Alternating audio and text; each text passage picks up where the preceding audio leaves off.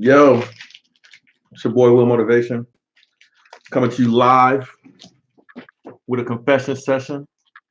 Once you come here, hit the thumbs up for me, and um, and we'll get started. I promise to go live today.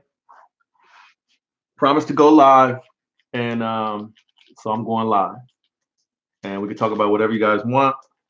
But I had to make a confession. So once we get a few people in here, I'm gonna give y'all my confession. My GT3. I don't know if you guys. I don't know if you guys remember my GT3, but here's my real GT3.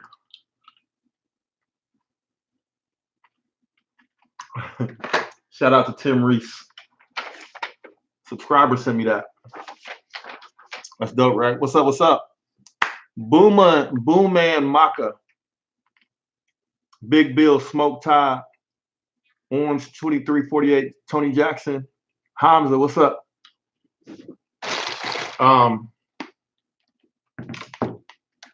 What's good with y'all? All right. So what's up, Brandon? What's up, Brandon? I promise to go live. Oh yeah, that Tesla truck is crazy, yo. Yo, believe the title, man. It's not clickbait. I'm not rich. All right. Especially if we got any IRS agents in here. I'm not rich. But no, for real, I want y'all to know something, like the way my mind works. Tell you a little bit about how I manage my finances. And then I'm and we want to talk about whatever you guys want.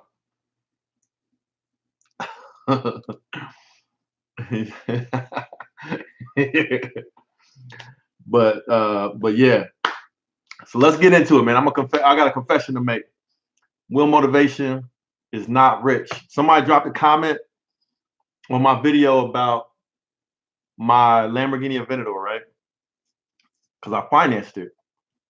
And they were like, I'm a certified CPA, and they said I wasn't rich. So I didn't really want to argue with him because I knew he was trolling, because if he's a CPA, I would be shocked to death, because somebody to look at somebody else's situation and say whether or not that person is rich, that doesn't mean anything. You know what I'm saying? Like, to say somebody is rich, what does that really mean? So to me, what it means to be rich financially means that you don't have to work in order to have certain things and have certain lifestyle. And I actually have to work to maintain and pay for the things that I have and to maintain a certain lifestyle. If I stop working, I have some investments. I have active investments in real estate, as you guys know. And real estate I could live off of my real estate, right? But I wouldn't have a lot of the cars and stuff, I don't think, unless I got rid of other stuff. You know what I'm saying? Like, I have to work basically to bring in money to pay for the stuff that I have. So in my mind, I don't consider myself to be rich. Now, some other people, like, especially like younger people, like kids and stuff like that, they see that I have nice cars and stuff. They think that I'm rich. And that's cool and everything, because that's everybody's own opinion. And I probably would have thought somebody, hey, Shape World, welcome to the live stream. Thank you for the super chat, and be safe out there. But yeah, so my definition of rich is somebody that doesn't have to work in order to get whatever they want. And for me, I have to work to get the stuff that I want. And some of the things that I like, other than the normal things, being able to pay for your house and your food and your clothing and your bills, right? I like nice cars. I like Lamborghinis and all kind of nice cars. I like that stuff. I like to take vacations. I like to go and travel and stuff. So I mix a lot of my vacations with my work and what I do here on YouTube. So I'm able to do that, but I have to work, Like I have to work. The cars and stuff. I financed my Lamborghini Huracan. I financed my Lamborghini Aventador, and my Lamborghini Gallardo. I paid off in cash. And the truth be told, I'm selling my Lamborghini Gallardo, and I'm going to use the money that I from selling it to pay a tax bill that I got coming up in January. But I always knew, like, my accountant basically gives me my schedule to make tax payments for the current year. So I already made all of my tax payments to where we're at right now, and I got a tax payment, a small tax payment due in December, and then I got a bigger tax payment due in January. So I always knew I was going to ride the Gallardo for a while, and then I was going to sell it because I paid cash for it. And normally I don't like to pay cash because I would like to have that cash sitting in the bank to be able to pay some taxes, which are usually my biggest bills of taxes, or to pay for an investment, which are usually my biggest bills, paying for rehabbing rental properties, buying rental properties. And what I did before I got the Aventador is I took most of my cash that I had in the bank and I bought a investment property, and I needed to close quick. So I didn't finance it. I bought it with cash, and it was like a couple $100,000. So basically that money I would have sitting there to pay my taxes in January is in a flip right now. So I'm gonna sell the Gallardo, and I'm gonna pay my taxes in January, and everything is good. But they're not back taxes; they're taxes for the current 2019. So once you make a certain amount of money, the IRS wants you to pay your taxes up front because they don't want you to get behind, because then you might not pay, right? Or you might have all kind of problems and they might not get their money. So once you make a certain amount, you gotta pay up forward. So, but the reason I'm stalling on selling a Billy's Garage, thanks for the super chat. Shout out to Billy's Garage. I don't know if you got a YouTube channel, but everybody take note. Billy's Garage, go check it out. But yeah, so right now, currently under my name, I have 3 Lamborghinis. But like I said, 2 of them are financed. One of them is paid off. I bought it in cash with the Gallardo, but I knew I was going to have to sell it because I wanted the cash back to pay off my 2019 taxes. So, true story, you know what I'm saying? So I don't consider myself to be rich. So when people look at me and you see me with the nice cars and stuff, just know that I have to work. You know what I'm saying? And the reason why I have YouTube is I try to share with you guys how a regular person, I consider myself to be a regular person based on my background, but how a regular person can afford to live a certain lifestyle, um, and if they really can't afford it, of course. But you don't have to be balling out of control in order to have a couple of nice cars and that kind of thing. Like I said, I did have 50 grand. Actually had 70 grand that I could put into the Aventador, which is a lot of money. But other people would take that 70 grand, and they would buy like a Lexus or something like that, and it would be paid off. Whereas me, I'd rather have the Aventador. So I took it, made a down payment on the car, and finance the rest because I can afford to pay the couple grand a month based on my hard work.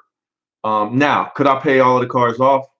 Yes, I could, but would that be smart? I don't think so. Not in my position where I am now. If I had $30 million cash sitting around, I wouldn't be financing anything. I pay off all my rental properties, pay off all my cars and everything else.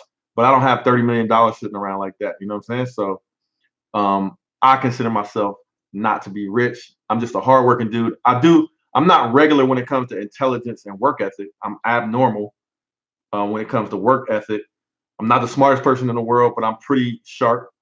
Um, and yeah, but that comes, you get smarter by working and doing different things and exposing yourself to different things. So anybody can increase their intelligence, and apply that intelligence to making money and getting ahead in life. All right. So shout out to Daily Grind family for the super chat. I appreciate that. As far as collabing, you guys see, like on my channel, yeah, I got 100,000 subscribers, but I still consider myself a small YouTuber.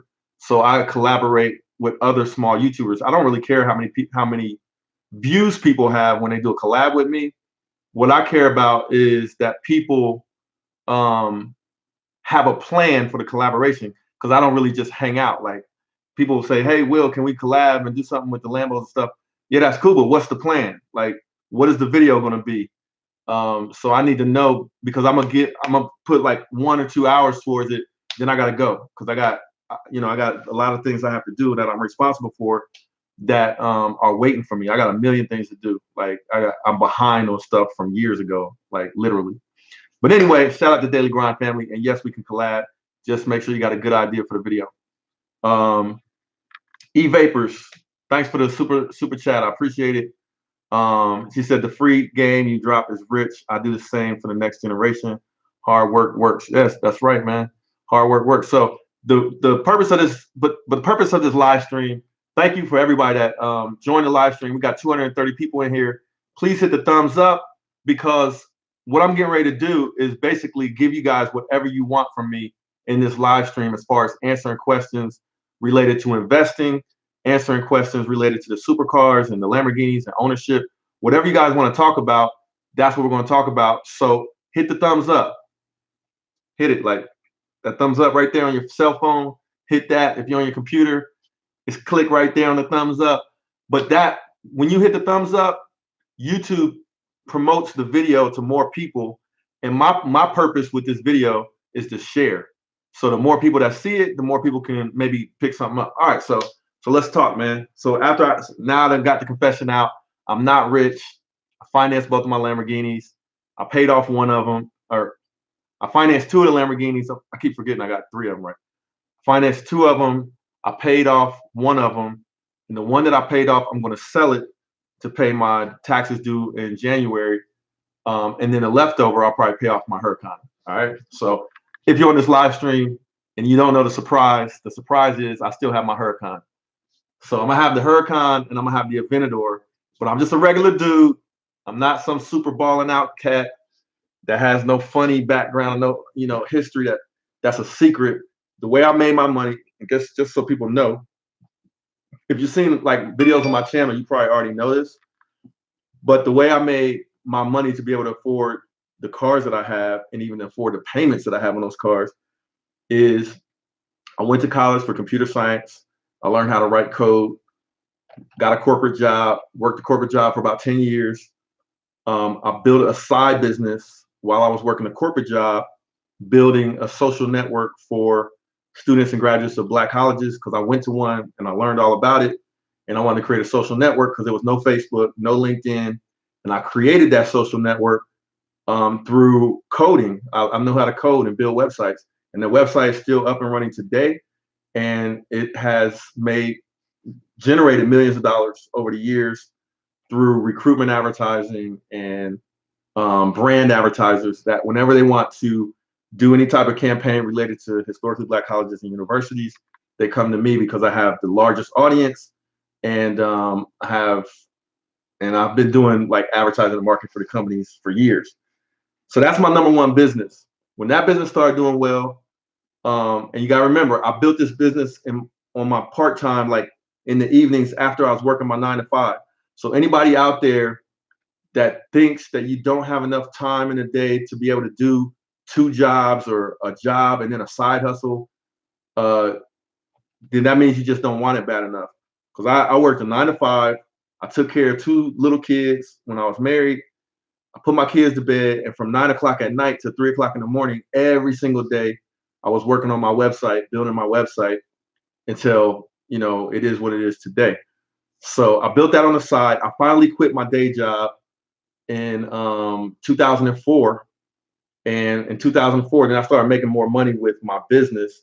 I started hiring my friends and family. And then I ran the business for about 10 years, a little bit less than 10 years. Right around 2010,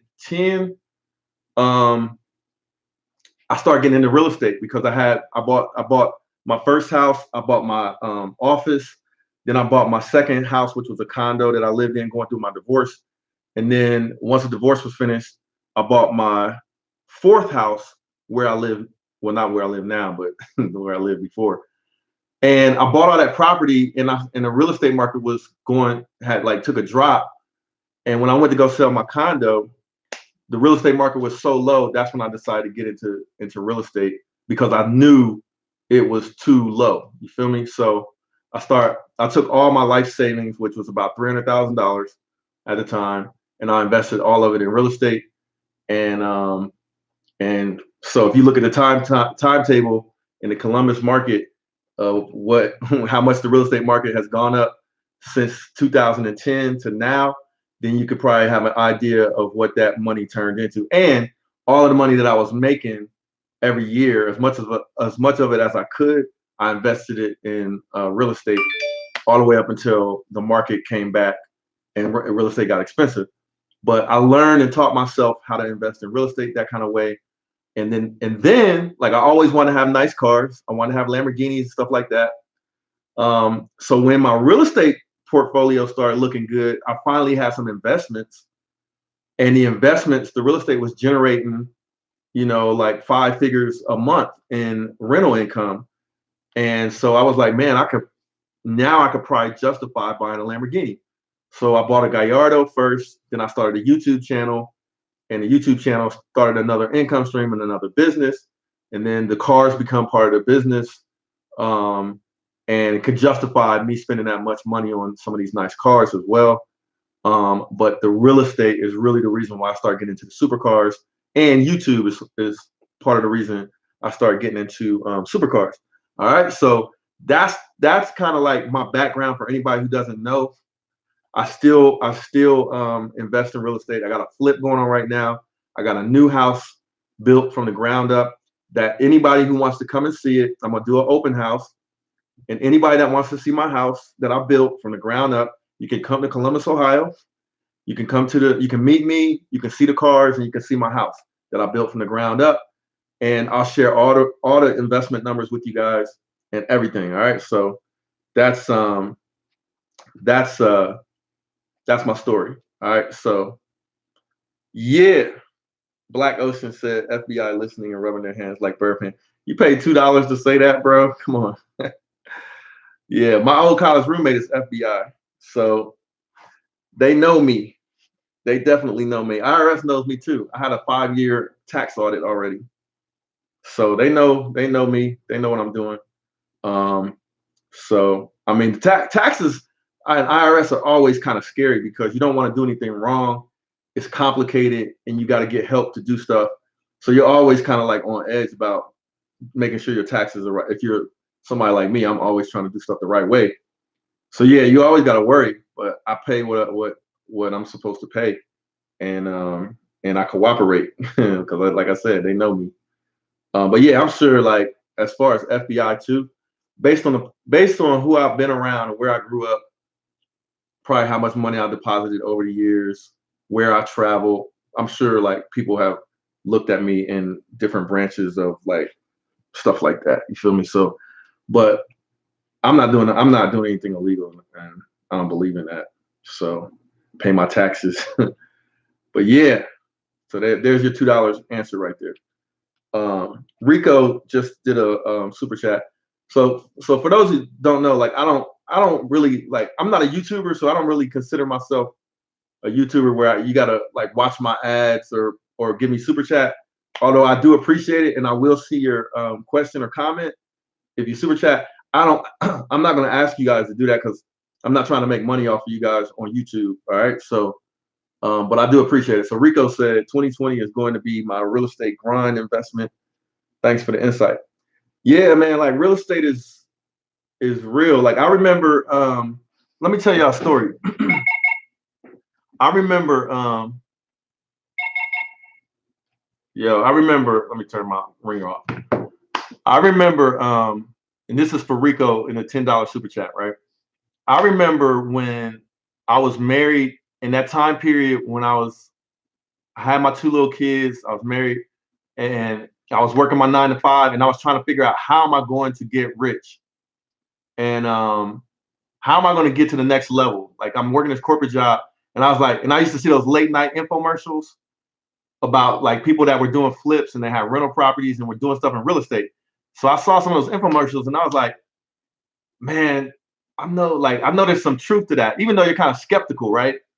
I was like, I know there's some truth to real estate because it just, it's real. Like you can buy a house, the value can go up, and you can sell it, or the value can go up, and you can rent it. So I knew the basics like that was real. But you don't always believe those stories that come on those infomercials, right? But anyway, I bought the infomercial, like the cassettes or CDs or whatever they had. I think it was DVDs back in the day. So I bought the DVDs from that real estate course, from those infomercials, those late night infomercials. And I wanted my wife at the time to study it because she didn't have a job. So I was figuring like you could study this real estate stuff and then you could be doing that and I could be doing the corporate job and then we can like grow like that together. But she never showed any interest in it. And those DVDs just collected dust, man. But I had a seed in my head that real estate could be something for me, in the future. Like real estate, there's something to it. So I used to walk around my neighborhood, man. I had a house in like a little middle class neighborhood, and I still have the house to this day. It's a rental property now. But I used to walk around that neighborhood and be like, man, it would be nice if I could like own the block, like some of these houses around here, not with any idea whatsoever how I would be able to do it. And now at this day now, I have in that same neighborhood, I have 5 houses in that neighborhood now, and they've made a lot of money. They've grown in value, and I sold one of them to one of my boys. So that's the idea that real estate can make you wealthy is a real and true concept. You just can't. You either got to get in it for the short term doing flips, or you got to get in it for the long term with the rentals. You can't panic when the market goes up and down. If you're in it for the long term, you get your house, you fix it up, you rent it out, and just hold it for like you cash in later, or you keep that cash flow coming in every month and add it to your monthly income. All right, so real estate is real. All right, so Eddie Santana, thank you for the super chat. He gave me 50 pesos. That's probably $1 or something. What kind of watch am I wearing right now? Which is your favorite watch? Omega, Hublot. You should do a Spanish language video or vlog. Gracias. No sé, mi español es bien para mí, para comunicarme con la gente y que me entienden y puedo pedir una cerveza, pero no sé si mi español es bastante bien para hacer un canal. Pero me gustaría. So basically what I'm saying is I like to do a Spanish language channel at some point if I had time, really. El tiempo es lo que falta. And for the watch, I typically, man, I'm simple, bro. Like the title of this live stream is I'm not rich. I don't consider myself rich for real. Like literally, I don't. Like I still hang around the same people I hung around when I grew up. My good friends, I love them to death. They're like my brothers, my family. I don't consider myself rich. And hopefully they don't consider me rich because they see how hard I gotta work. All from the time I wake up in the morning to the time I go to bed, I'm working. But I don't have like nice expensive watches because I never got into it. So I wear a Fossil. Like I got a Fossil watch. You know what I'm saying? Like nothing fancy. Like you want to see it? Let me go get it just real quick.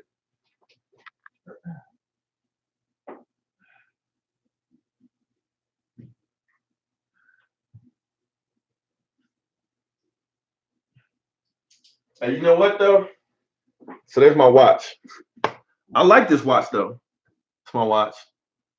You know what though? Cappy got me a real nice Lamborghini watch that I wear on special occasions. It's red.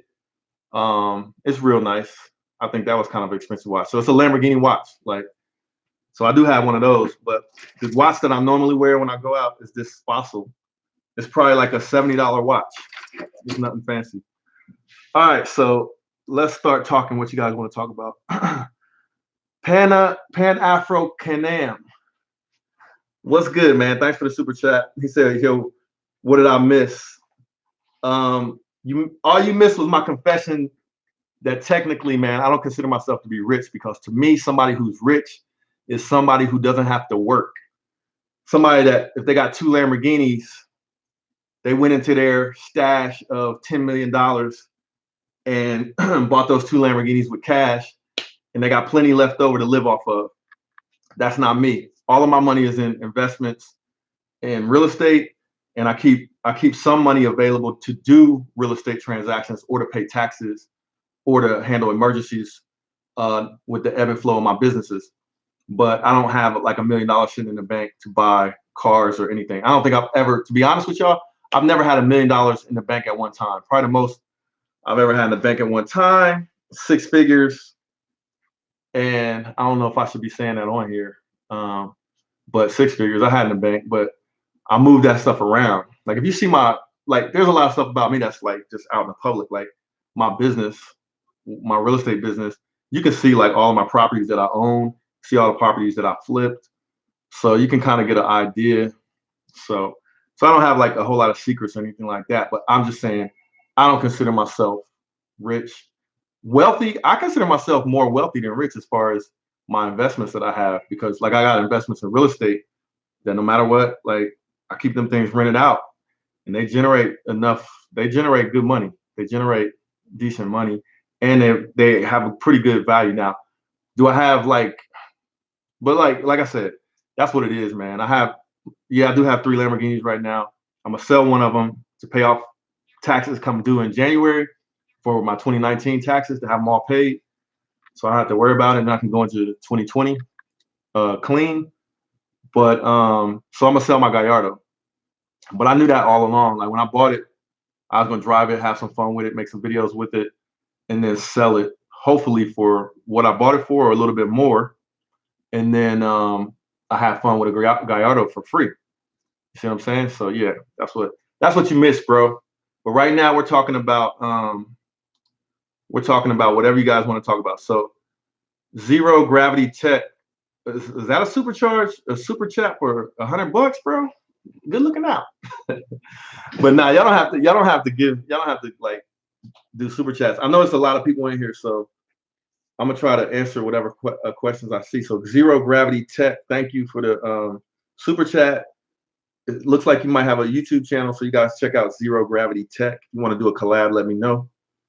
But yeah, Jaded Brand said, "What's rich?" It's ambiguous. That's correct. Rich is and yes, rich is short term. Wealth is life changing. Like I said, I consider myself more wealthy than I consider myself rich. Like I'm hood rich. I guess you could say that. And shout out to Rich, my realtor, who's in here, Rich Sherrill. So Rich is actually about to help me get my flip listed, and I'm gonna show you guys I'll do like a video. Like what I'll do tomorrow is I'll go to my flip and I'll get a video of the current like state of my flip, and I'll show you guys what I did to it, and we'll walk through it, and it's and then I'll share it with you guys, and I'll tell you guys this flip. I don't think I'm gonna make that much money on it though. I don't think I'm gonna make. I paid a lot of money for it, and like my goal was to make 30 grand with it, but I don't think I'm gonna make 30. But then again, I never listed a house that didn't get bought quick, no matter what we listed it for. So, and it's gonna be nice. So maybe we will get it. I'm patient.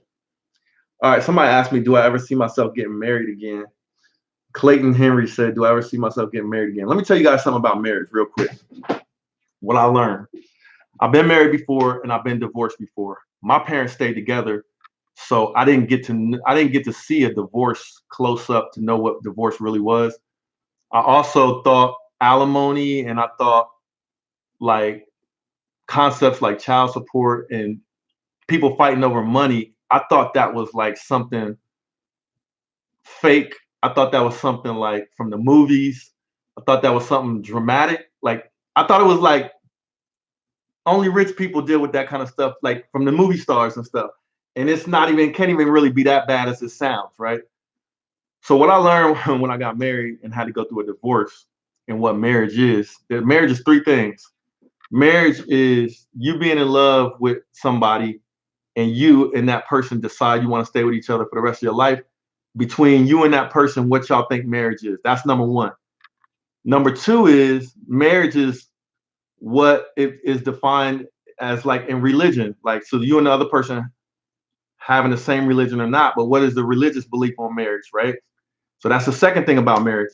And the third thing about marriage that trumps all that stuff is the state, like where you live, where you get married, where your marriage license is, in that state where it is, that is a contract. So when you get married, you have gone under a contract with another person and the state. So it's like a 3-party contract.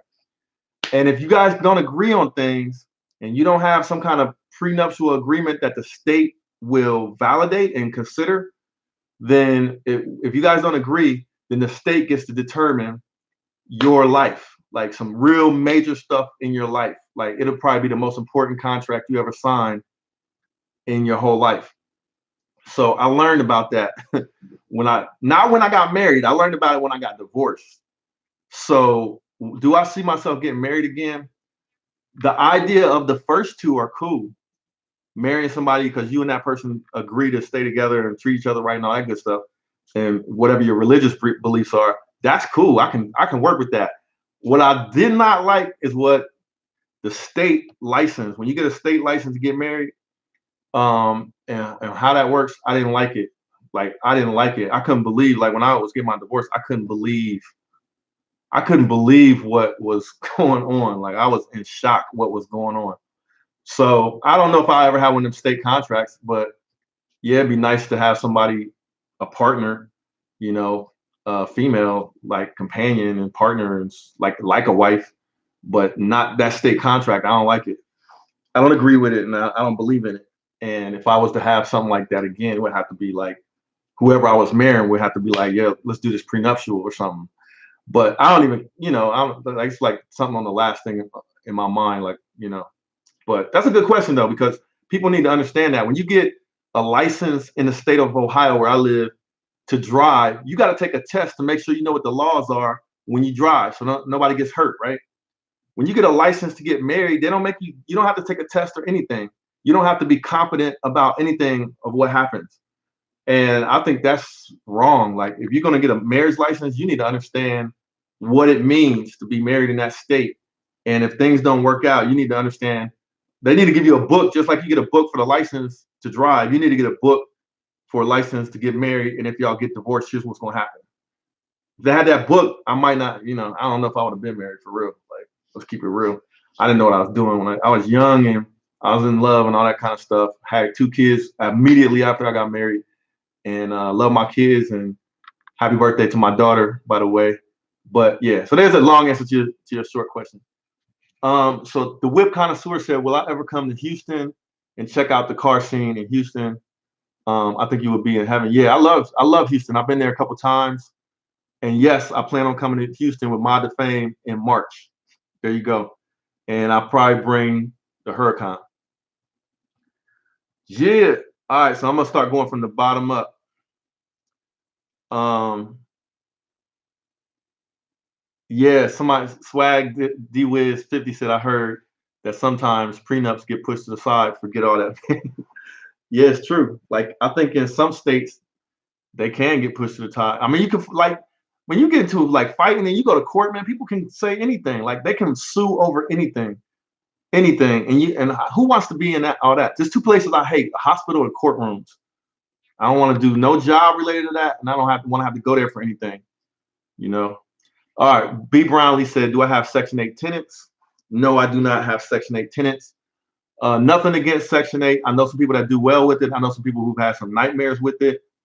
But for my brand, for my company, my brand is high end, nice, upper middle class residences. That's my brand, and that's who I go after. So Section 8 really doesn't apply to my portfolio. It doesn't really fit. Matter of fact, I have 2 houses. One of them is in contract to sell by the end of this month, and is in a sort of a lower middle class neighborhood. And I'm getting rid of it because it doesn't fit my portfolio. I'll reinvest that money into something else. Like what I really want to do, I'm gonna tell you guys my dream. Uh, my dream for real estate investment, my next big real estate investment, would be to build a building in Florida that will house 3 different businesses, or yeah, 3 different businesses. At the lower level of the building would be similar to what Stradman is doing, but on a different level. On the first floor would be cars and my YouTube business. So having cars there, having the cars for the videos and stuff that I'm doing with YouTube, having fun with the cars, inviting people to see the cars and enjoy the experience with the cars. That'd be the first floor, right? So like a really nice garage for probably up to 6 to 10 cars or something like that on the first floor. Second floor, I would move my main business, HBCU Connect, on the second floor so I could have space for some workers. I could have some space where I do work.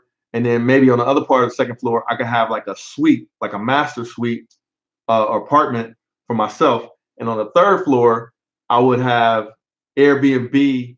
I would have like Airbnb apartments that you guys could rent out, or whoever wants to go to Florida and, you know, the whole Will Motivation experience, whatever. But anybody just could rent them out. Like, but I would like to have Airbnb apartments, like single 1-bedroom apartments, maybe some 2 bedrooms, or configurable with some nicer suites as well. And then maybe have some kind of nice terrace or something up at the top. That's my next dream investment. So like I'm selling a couple of properties. I'm selling this flip. So I might be able to build something like that in Florida as a next big project. So yeah, that's letting you guys in on my little dream real estate investment. But yeah, shout out to Manny Cosman, Samuel. I see you. Manny Cosman, he's at the next level, man. I'm trying to learn from that dude. If I had a little bit more time, I'd probably invest in his course. It's not really a course, it's like a mentoring thing. I would probably invest in it, but I don't think with my time the way it is, I don't think I would take advantage. All right, who else got questions? I'm going from the bottom up. So if you ask a question up earlier, just ask it again. FM to Sleep said, have you found a car you will keep? Yeah, I'm keeping my Huracan. My Huracan, I still got it. When I said I got rid of it, I mean, I just moved it to, it's in California, it's getting rewrapped. So it'll be back on the channel, so stay tuned for that. I'm keeping the Aventador as well. As long as my finances stay how I want them, then I'm keeping the Aventador, and eventually I'll pay it off or whatever. Maybe have some fun with it. Maybe I'll turbocharge twin turbo on the Aventador. Like if things go right, that's what I'll do that before I get a 918 Porsche. I'll twin turbo the Aventador and maybe have one of the only twin turbos, because there's shops that can do it. Mellow C said, when can I come to Ohio? I'll probably do an open house on my new build next month in December. All right. Let me see. Adam Larkin said, which HBCU did I attend? And he went to Alabama State. That's good, man. Alabama State. I've been down there a few times. I went to Hampton University in Virginia. And I was in the band. I didn't play football, although I probably could have. I didn't play basketball. And I don't know if I could have played basketball. But I embarrassed some basketball players on the basketball court at the school. Literally. Highlight reel type stuff. But I didn't play any sports because I was trying to get in and get out with my academics. Swag Dwiz 50 said, advice for college students looking to start growing a passive income portfolio. Man, if you're in college, I know of some college students who bought rentals. They basically got their parents and stuff to give them the money to buy a rental property on campus and rent it out to other students while they stayed there. And then they had their first investment property. So that's an idea. But of course, you got to get the money from somewhere. The other idea for college students, man, is really just start formulating a plan of how to get your own money. Like, 'cause there's 2 ways to get investment properties. You can have your own money already, or earn your own money and then use that to start investing and make sure your credit is good. Or you can get money from other people, and then maybe you can get started faster. But before you even do any of that, you need to have knowledge. So like if you want to make an investment, man, you might consider my online course. So if you don't know about my online course, here's a discount link right here. It's for anybody that wants to take my online course, willmotivation.com/invest. And that'll give you like 40% off of the course if you want to take it. But y'all know me, I'm not about like trying to push stuff down people's throat, but the course is good. Like I put my all into it. Like I took all my free time last year and built the course for whoever wants to learn how to invest in real estate. You get to see all of my portfolio, get to see all of the all the real stuff from my investment portfolio and what I learned, and I'm teaching it like on video, so you don't have to like read or anything and fall asleep. All right. Arnaldo Pena said, "Great content. When am I coming to Atlanta?" Thank you, bro. When am I coming to Atlanta? I'm actually in Atlanta a lot. I was just in Atlanta last month. I did an event. I'm there a lot, but usually when I go there, I'm working. So like I go there, I do an event or something, and then I come home because I got so much work going on. So it's hard for me. Like if I was to go down there and do something YouTube related, like you tell me a good time to come, like just email me. Like there's some car events or something going on, or if somebody wanted me to speak to some kids or something like that, I would make a trip for that. Like it would just have to be. I try to do things at scale so that I don't have to, so that I can get as many people at one time with whatever I'm going to share. So, yeah, I'm in Atlanta a lot, man. I probably was in Atlanta 4 or 5 times this year. I'll probably be down there 4 or 5 times next year. So I appreciate you, and shoot me an email if you got any ideas for when I should come down there, like after the new year or whatever. Doug Pierce said, "How do I raise monthly rent? If I have a good tenant, I usually won't raise the rent on them. If I have a good tenant that pays every month on time, I usually won't raise the rent on them because I know how valuable a good tenant is. If I have a bad tenant, then I'll let them know, like, hey, come when your lease renewal comes up, your rent is going up by $100 a month or whatever it is. Or when that tenant leaves, then that's the perfect time to raise the rent because the new person that goes into your place, you could tell them what the rent is, whatever you say it is. So I'm going through that right now. I have about 3 properties that I'm getting ready to have to rent out again, and I'm gonna raise the rent. Like one of my properties was $13.55 a month, and I'm probably gonna make it $14.95 a month now because rent has gone up since that guy moved in. But he was a good tenant, so I never raised the rent on him. Because if I raise the rent on him $100 a month and I make $1,200 extra a year, that doesn't make any difference for me financially. $1,200 a year, especially after you take taxes out and stuff. So why I wouldn't make that hardship on him because it's not worth it to me. So I'll leave him alone as long as he's paying rent on time. But if I got a bad tenant, I'll raise the rent after their 12-month period, their lease is up, or I'll raise it in between tenants. That's how I do it. Let me see. I'm looking for other questions on here. I'm gonna go down to the bottom. But first, I see something here from Femi. Femi, I'm guessing you're from Nigeria with your name. So, will you ever post how to code videos or something of that sort? As an ex-software engineer, you could widen your YouTube reach with that content. Yeah, I could do that, but I don't know how many people would be interested in me showing how to code. I'll try it though. Like if people want to see like what I'm doing when I write code, but part of the problem is I don't write code as much anymore because I used to write code every day. Like software, I'll be writing code every day, right? But as my business started to grow, companies started asking me to help them do like recruitment advertising and stuff like that. And my product had already been built with the code that I wrote. So I got busy like servicing all these advertising requests to put their ads on my website and to do events for them and to get them in my magazine and all different stuff like that.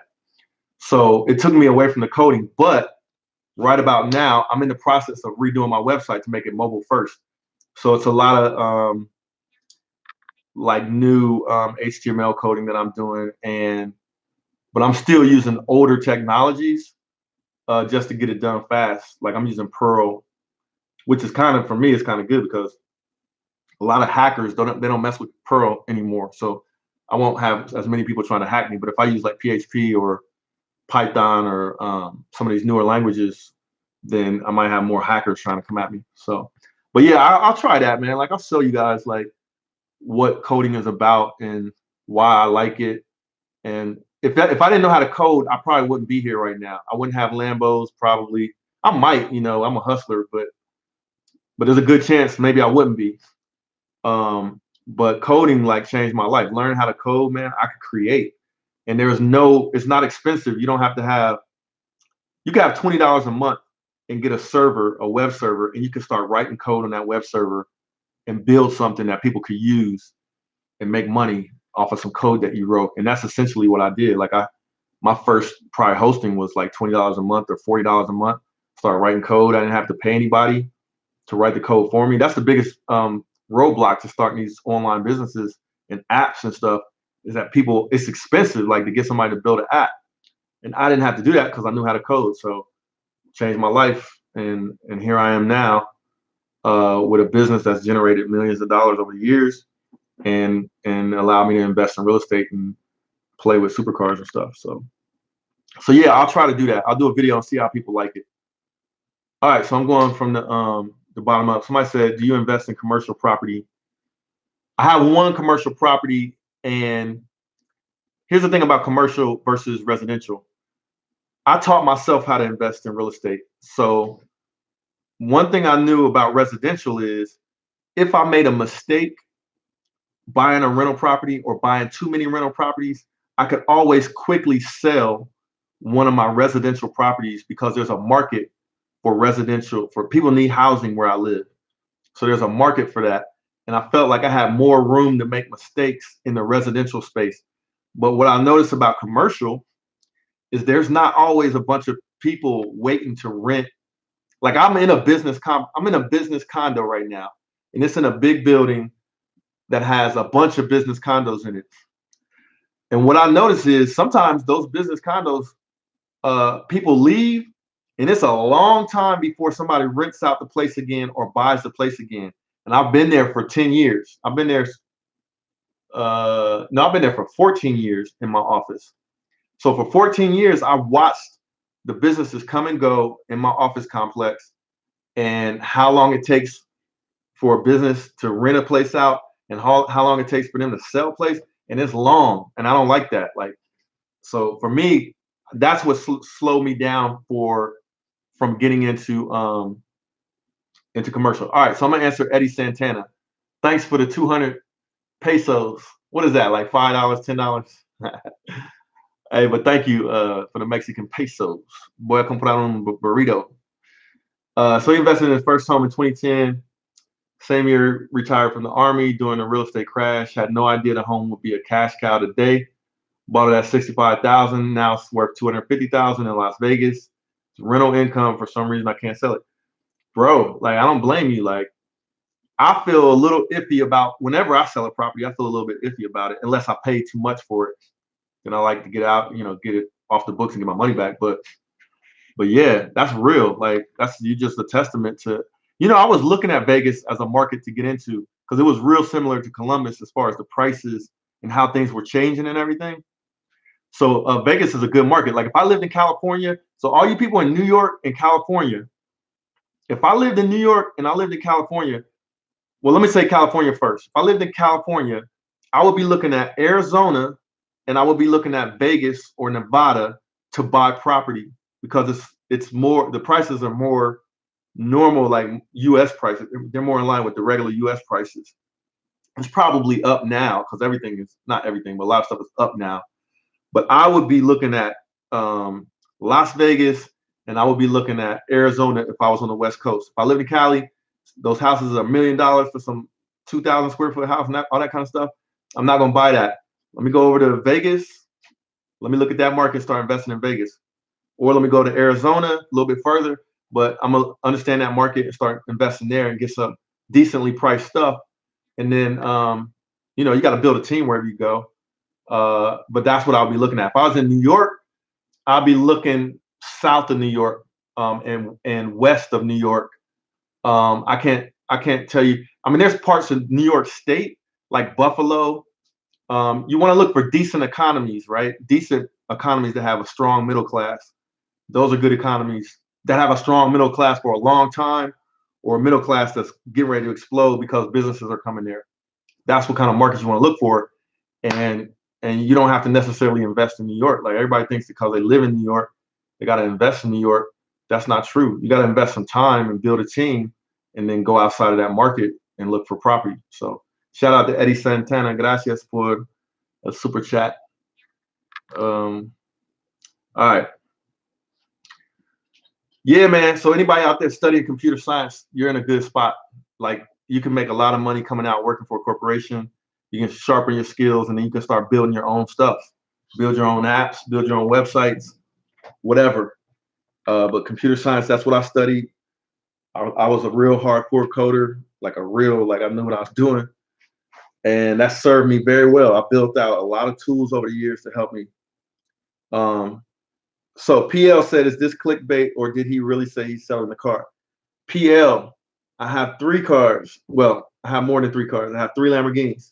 So when I say I'm selling a Lamborghini, you got to guess which one I'm selling. All right. And no, it's not clickbait. It'll be gone before January 15th because I'm going to pay the rest of my 2019 taxes ahead of time. All right. There you go. Clayton Henry said, do you think economics should be taught in every high school? Yes, but they maybe shouldn't call it economics. They should maybe call it something more practical so that high school kids can understand what it is and be interested in it and how they, can leverage, economics in their day-to-day life. Super Hype said, what do I think of multifamily? I think multifamily is good, especially if you're in a market that has a lot of it. Where I am, we don't have a lot of multifamily like stuff. There's a lot of single family stuff here. The Dreamer said, hey Will, hello from Toronto. Should I take out a mortgage to invest in real estate or wait till I have the cash to buy one? The Dreamer, so the question is, should you take out a mortgage on your current house to buy an investment property, or should you wait till you have the cash? If you find a really, really good deal that you can't lose on because you can rent it for big profit and you can flip it for big profit, and maybe that deal won't be there by the time you have your cash, I don't think it's wrong to get a mortgage, as long as whatever the payment is on that mortgage on your current property plus the mortgage on the new property, as long as you can pay all of that and make a real good, healthy profit every month on that investment property, that's cool. Now, if it's a flip, then even more so. Like, yeah, if you can make some serious dough on a flip, I say at least 20,000. Then yes, I don't see a problem with that. Like, because sometimes a good deal in a market like Toronto won't be there for long. Like, there's certain markets that good deals just don't last if they're publicized. So no, I don't see a problem with that, especially if it's going to be a flip. If it's going to be a rental, you got to be a little more careful because you got to do all your numbers and make sure you can cover all the payments and everything in the long term. James Wade, what's up, bro? Love the Lambos and the content. I appreciate you, and I appreciate that comment, and I appreciate everybody that's on the super chat, man. We got 300 people in here just to talk about some good stuff. So, man, the 300 people in here, kudos to you guys, because it's a Friday night. You guys could be out partying, getting drunk, wasting money, but you're in here with me talking about real estate and investing and these supercars and stuff. So kudos to you guys, man. Appreciate y'all. And yeah, like when I was building my businesses, when I was starting to invest in real estate, I was the guy like that always was on like the grind. I look forward to working on my stuff. Like when I had the weekend, I used to look forward to the weekend because that meant I could take a break from my 9 to 5 and I could focus 100% on my side project. So I used to look forward to working on my stuff on the weekends because I was trying to get ahead, Orange 2348 said, would I ever buy a muscle car? Yeah, I had a muscle car. I had a 75 Nova with a crate engine in it. I had a 350 crate engine in it, and it was kind of crazy. What's up, Coder Man? It was kind of crazy. The first time it fishtailed on me and then swung back, it had a posi rear end on it, and it swung back, and I was like facing the oncoming traffic after trying to turn out to go with the traffic. When that happened, I sold that car because I was like, man, this car's gonna get me in trouble. I was pulling out, leaving work one day, and I punched it. And that old school cars, those old school cars, man. These new cars, when you let off the throttle, these new cars will snap into place. They might fishtail a little bit, but then they kind of get back into place, right? Old cars, if they have like posi rear end and stuff like that, they don't have that differential. When you let off the gas, so you start fishtailing, you let off the gas, it can go all the way back around. And that happened to me. I was like, I'm valuing my life a little bit too much. So yeah, that's the last time I had an old school muscle car. But I had like an old Trans Am. I had a '78 Trans Am. That was my first car. I had a Malibu. I had a couple of Malibu wagons, like from the like, I think it was like 80, 79 or 80 Malibu wagon. Something like that. Early 80s, I think they were. But yeah, and thanks to Sean Solomon. Appreciate the comment about the Lambo. Appreciate it. So Rico said he disagreed with me on taking a risk for 2 properties. That's why I said if you're gonna flip it, it's not as risky because you're only gonna be carrying that mortgage, that additional mortgage during the time that you have that house, which is hopefully a short period of time while you rehab it and then sell it. So it's less risky because you might only have the new mortgage for about 3 or 4 months, hopefully, before you sell it. And so you got to make sure you can cover all that, of course. But yeah, you risk anytime you make an investment in real estate, you're risking like anything. So, but that's part of the thing, man. Like with risk comes reward or failure, right? You just got to make calculated risks and be the one to do that. Like so, like if you look at my situation, man, when I was buying real estate in my zip code, I was one of the only people buying in my zip code when I was buying. So a lot of people could look at me like, yo, this dude is crazy. He's taking a risk. Nobody want to buy no houses right now. I didn't care. Like I knew the houses were underpriced, but a lot of people would have said it was risky. Like risky for what? Like it's only a risk if you're going to lose money. And I knew that I could buy the houses and I could rent them out. And like for me, that wasn't risky. Like it was, but I can do basic math. So you got to be able to do basic math no matter what.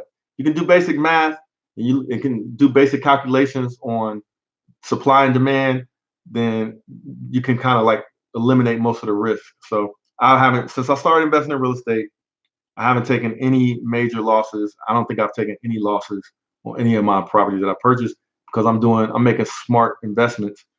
But based on the question that he asked, should you pull out a mortgage on the current property to get another one? I've done that before successfully with zero issue. There's no problem with it as long as you can pay all the payments. As long as you can, if you're doing a flip, you got to do all your calculations. It's going to be a rental. Make sure you're making enough profit every month so you're not taking an L and having to pay out of your own pocket. But that's the name of the game, though. Like there's going to be risk with real estate. There's no guarantees with any investments like that. So, but that's for the person to decide. So for me, yeah, there's a certain risk threshold that I have as well. But I respect that.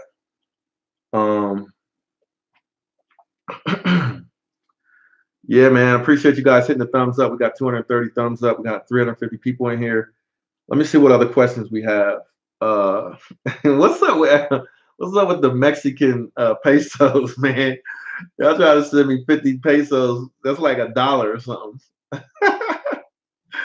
But all right, I mean, I can see your message though. It says, would you buy a lot that has a burned house on it? I live in San Diego, California. I can't buy a dog house for under 200,000. ¿Dónde está la Yamaha R1? Yo lo vendí, el Yamaha, el R1. Ya lo vendí hace mucho. Pero es con mi amigo lo tiene. Bueno, no lo vendí, lo regalé a mi amigo, mi hermano mío. So I was just saying, he asked me where my R1 was. I sold my R1. I didn't sell it. I gave my R1 to one of my best friends, like my brother. So would I buy a house that has a burned down? Would I buy a lot that has a burned down house on it? Yes, I would. The house that I'm building right now had a burned down house on it. Just gotta do your numbers. Just gotta do your numbers, bro. How much is now? If you're gonna build a house from the ground up, you really got to know what you're doing. You got to know some good people to get the work done too before you even jump into that. Because this project of me building this house from the ground up has been expensive, bro. It's been expensive, and it's been disappointing. And yeah, I'm probably in a good position financially on it at this point, but the average person might not be, man. The average person might have had to leave that project and lose a lot of money. But I'm gonna see it through because I'm not trying to lose any money, but it's cost me a lot, period. So gotta be careful with that. But yeah, I would do it. Like if I can make money after I run all the numbers, yeah, I would do that. Somebody said, was I involved in real estate? Chris said, were you involved in real estate in the last recession? Do you think we are heading towards another recession? Yes, I got in real estate in 2010, and that's the perfect time to get into real estate. If we have another recession, you guys who don't know what you're doing and you want to get into real estate, if we have another recession, you need to buy my course. Even if we don't have another recession, you want to get into real estate, you need to get my course so you'll be ready when the prices drop. If they do, eventually they probably will. Do I think we're headed towards another recession? It's bound to happen. I don't know how bad it's going to be, but like it's bound to go. Like real estate market does like this, does like that, but it eventually keeps going up because supply and demand. So am I an economist and I can predict it? No, I can't predict like what it's going to do. What I like to say is just be prepared for it. If we have another recession, that's when millionaires are made. And I knew when we had the last recession, I was thinking to myself, man, there's going to be some millionaires that get made right now. And I know it. I got to get in. So I did. I got in. Sure enough, like, like what happened? All right. Have I ever looked into Northeast Ohio real estate, Cleveland, Akron? No, not really because I just haven't had to. Because if I got some money, when I stopped buying so much real estate here, it's just because the market has been up everywhere, and I don't really want to maintain any rentals there. If I'm going to get out of Ohio, I'm probably going to go to Florida because that's someplace I would want to be. And Columbus, Ohio, is someplace I want to be and have some investments there. I want to be in Florida next, so I'll probably have some investments in Florida. Silverback said, do I do most of the work myself on the houses and cars? Nope. I don't have time. I do most of the work on my website. I do most of the work writing the checks for my real estate business. But I have done every kind of work, though, on my cars and my houses. I've done a lot of different stuff. I never took an engine out in a car or a transmission, but I've done a lot of other stuff. I've changed belts, hoses, fluids, batteries, all that kind of stuff, tires, wheels. I had a tire on my Huracan, man. I had to jack my Huracan up in like a pit stop and swap my Huracan on the tire. And it was different too because I had special tools and all kind of stuff. I can do all that stuff, but I don't. It's not what I like to do, and it's not a good use of my time because I get paid more doing what my expertise is, and it's cheaper for me to pay other people to do that stuff that I'm not that great at anyway. Somebody said, do I stick to a diet to stay focused and productive? I should be sticking to a diet to stay focused and productive.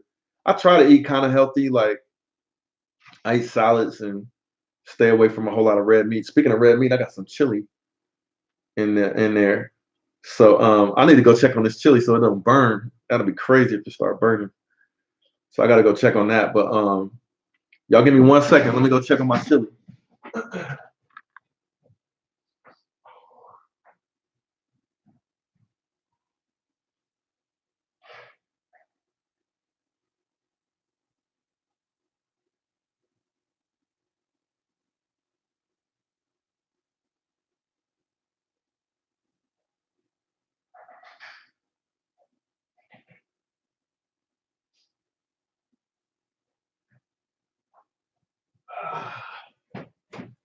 All right, I'm back. Did we lose anybody from the live stream while I checked on my chili? Yeah. So all right. Yeah, Mr. Porter said, I found your channel about a week ago and been sharing and binge watching. How can I learn to run the numbers on whether the flip or rental is worth it? I have videos on that. So check out Real Estate 101. But I have a playlist on Will Motivation on this channel that has the it has how to do that, how to calculate the numbers. All right, so it's not that difficult either. All right, so it's Friday night. All right, I'm coming. Here I come. My friends are telling me to get on the PlayStation, but I promise to do a live stream and talk about some different things. So I'm gonna try to answer a few more questions here before I go.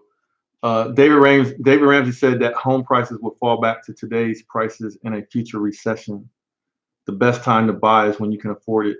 I mean, I kind of agree with that. Like, yeah, I kind of agree with that. Like, because like I said, the market goes like this, but it keeps slightly edging up. But you got to remember, different locations have different markets. So, like, if you went to some place like Flint, Michigan, the real estate on Flint, Michigan, I don't know what the graph would look like, prices in Flint, Michigan. You know, imagine the time when Flint had like industry there, like the car and automotive industry there, to the time they left, the real estate market probably was crazy, like dropping, you know? And now who knows what it's like, especially with the water situation in Flint. So in certain markets, you got to be careful. Not the same rules don't apply to every single market, but you want to find markets that have strong middle class with growing business and growing population. One thing I knew about where I live is the population has been growing every year since I was a kid, every single year. So I know like real estate here is good. All right. So Jordan Williams says, you got 3 Lambos. I thought you got rid of the Performante. Never had a Performante, but I did have a Huracan and I still got it. So that's the thing. If you get on a live stream, you get the secrets. I don't really hold any secrets on the live stream. Another thing people ask me, right? For other people that's on the live stream, right? Check this out. I did a live stream about Omi and the Hellcat situation. I was the first person to drop a video and do a live stream or anything responding to Omi and the Hellcat situation. I did it the same night, right after his live stream went off the air. And my whole purpose of doing that live stream was to say, don't kick a man when he's down, because some people were hating on him and stuff. And I said, that's not cool, because we don't know you. First of all, innocent until proven guilty. We don't know all the situation, but what we do know is that the guy was trying to be positive on his channel, right? And I support positive people, and you know, with everybody, we all have good and bad in us, right? We all have different things that we do that are good, and different things that we need to work on. So I say don't kick people when they're down, because if they're trying to do the right thing and trying to do good things and be positive, they're trying to do that, you got to support them and try to be like, you know, get on your feet and do the right thing, right? So that was the point of my live stream, to address that, and then to say to Omi to keep your head up, right? And then also, Tall Guy Car Reviews, his McLaren got hit, and I wanted to shout him out to say, yo, just keep being positive, because one of the things that I admire about Corey from Tall Guy Car Reviews is he stays positive despite those types of situations, which is a great example for young people. So I was shouting him out as well. But I took the live stream down, right? I took the live stream down. The reason why I took it down is because after his live stream, then I did my live stream to kind of show support. A bunch of other people that I never heard of started talking about Omi and the Hellcat getting hit by the FBI and all this stuff, right? And I was like, man, that doesn't look good, because if you got everybody making videos about Omi and the Hellcat for all different kind of reasons, some people are trying to clout chase. Some people are like myself; they want to have well wishes and like supportive. But so many people, I think, were dropping videos to get hits on YouTube. Let's just face it, right? That I took my video down because I don't want to associate with any of that, because I don't want people to think that I'm clout chasing. Because at the end of the day, if I got 100,000, that video probably would have got 100,000 views. even if I get 100,000 views, what does that really do for me? I don't make any. I may you might make a few $100s or something like that. I don't need a few $100s. Yeah, I could use it and give it to charity or something like that. But I didn't even want to be mixed up with the idea of me making a video to make money off of somebody else's situation. Number two, so many people were clout chasing, have nothing to do with the money and the views, but the clout chase, right, to get the attention.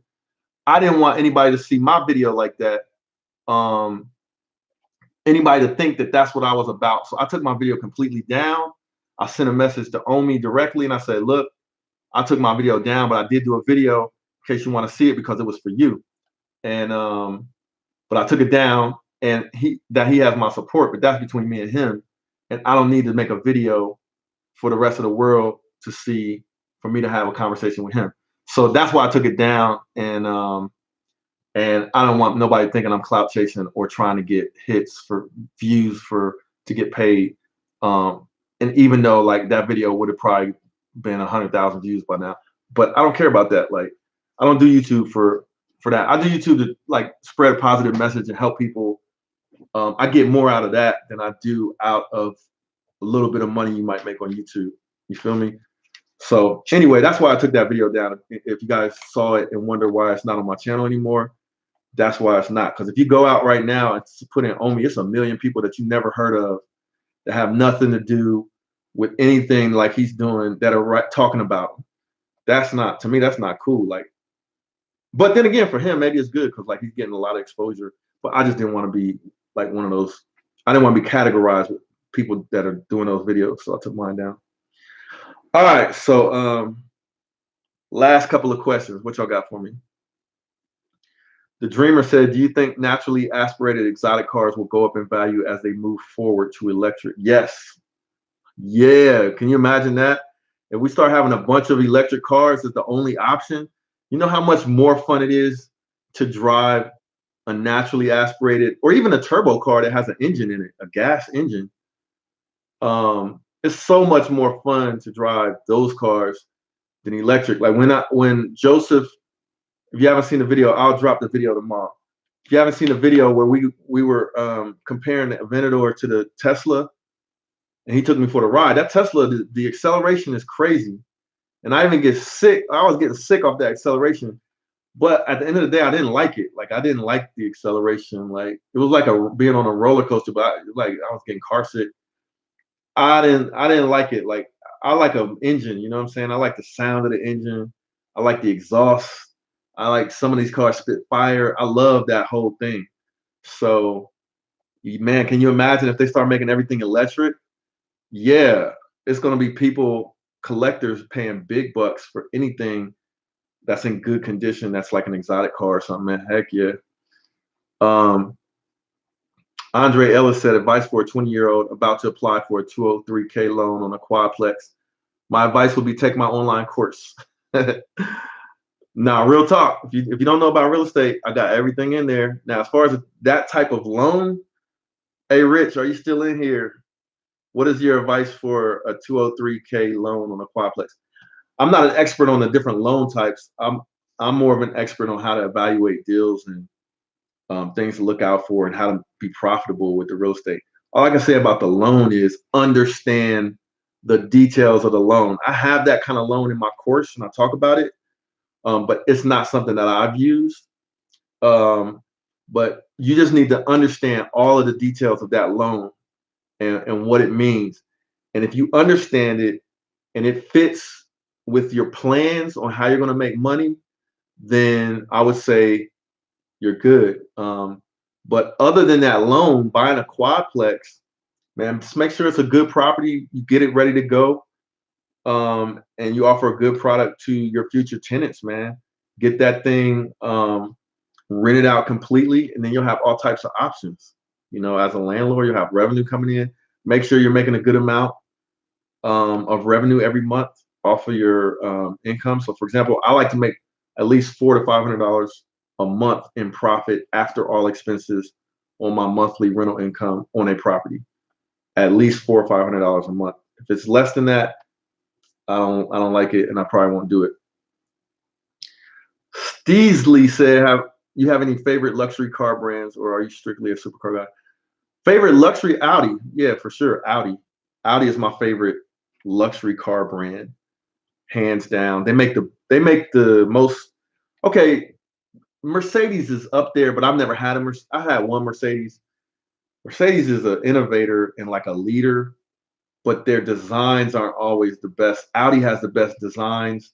They have like the best of everything mixed together, right? But Mercedes is up there. Yeah, so that's the answer to that question.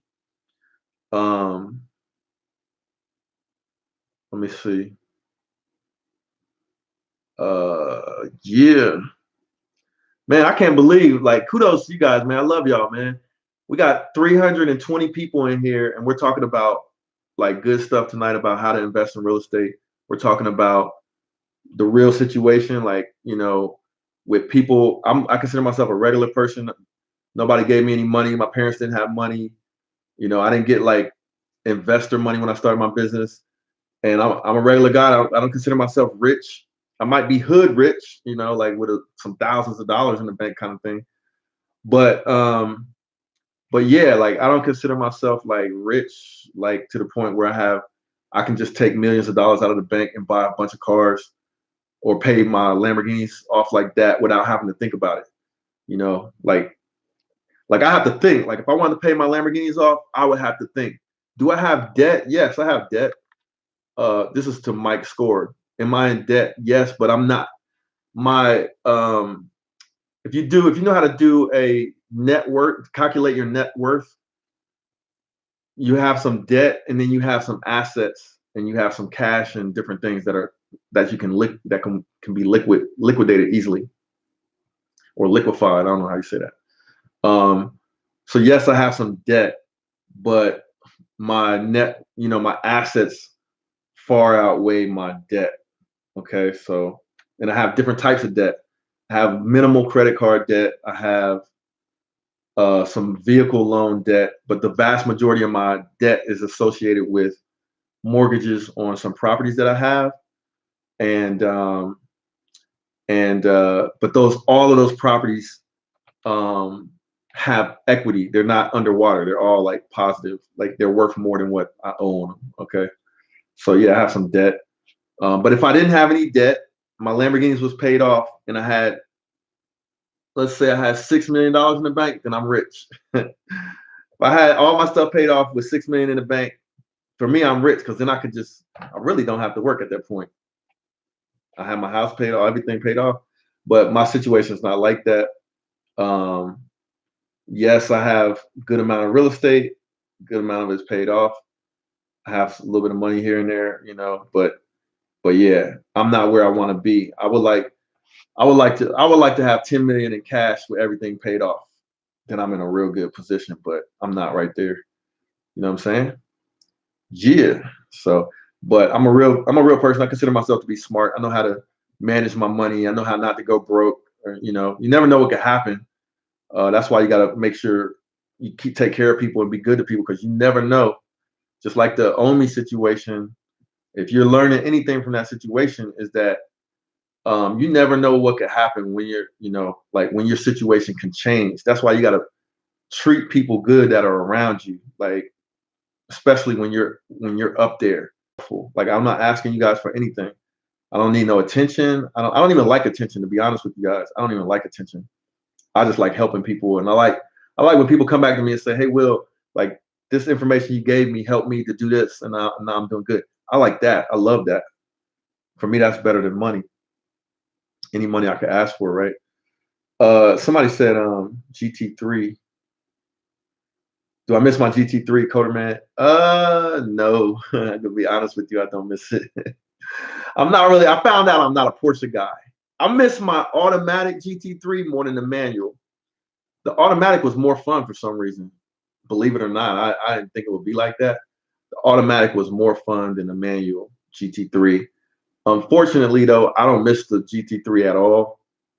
Um, I don't miss it. I miss my Gallardos though. When I sell my Gallardos, I miss them. I miss like when I sell this green Gallardo, I'm gonna miss it. I missed that last green Gallardo I had. I missed the first Gallardo I had. Yeah, I miss those Gallardos, man. They're special. But I don't miss the GT3. it's a good car. It's just not for me. Like it just wasn't for me. It wasn't. It was fun. Like at first, like the automatic was more fun than the manual, but it wasn't. And it was expensive, like for what it was. And if you're not a guy that takes the car to the track, then you're not going to get your money's worth. I don't think if you don't take it to the track. There you go. Red Sox fan says, "Am I able to write off my cars on my taxes?" Not completely, no. If I lease something that's for business and I use it 100% for business, then I can write that lease off. But when you buy a car, you got to pay. It's like an asset, so you got to pay taxes on the money that you use to buy it. But then when you go to sell it, if you take a loss, I think that you can write some of that off.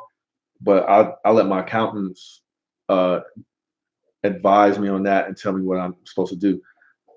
But no, I don't think you can write it all off. But if it's a lease and you use it 100% for business, there's some write-offs that you can get for that. That was the Red Sox fan. No Fun Noah said, "When did I start investing?" I started investing heavily in real estate in 2010. That's when I started. So that's about 10 years almost. And you could do a lot in 10 years. You could do a lot in 10 years. What would be the best thing to invest 40,000 with? Young Ty said. I would look for a flip. If I had 40 grand, I would look for a flip and try to make 40 grand. Flip is a house that you buy, fix it up, and sell it. But if you got 40 grand, you're gonna have to probably get a loan for the rest of the money to buy the house and have some money left over to fix it, and then sell it, and hopefully make like 20 to 40 grand profit at least. Yo, what's up to everybody, man? But everybody, like, thank you for coming in here. This is like very impressive that we have this many people in the live stream to talk about whatever, which is cool, man. I love you guys. Appreciate you guys for supporting my channel. My channel, I'm gonna start giving you guys more content, but it's gonna be different types of content. So YouTube might be confused and it might not notify everybody. So make sure you just check my channel, because YouTube determines basically how much exposure you get. So so the different types of topics I'm gonna be touching might confuse YouTube on who the stuff is for. But I'm basically doing more real estate content on my main channel.